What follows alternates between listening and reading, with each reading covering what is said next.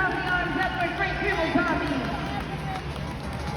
The stores are open, South Haven. Go ahead and scan that QR code. If you haven't already, this is the last competition. You get to let your voices be heard. Frank Criminal Zombie making great use of every single one of these obstacles out of the track. Definitely showing us some combination moves. Check it out on the Super Glue Felicity active replay. We see him picking up a little speed. We can always going to see him freestyle. We got the scores officially locked in. The score for Frank Criminal and Zombie is that's a 6.007. That starts off our score.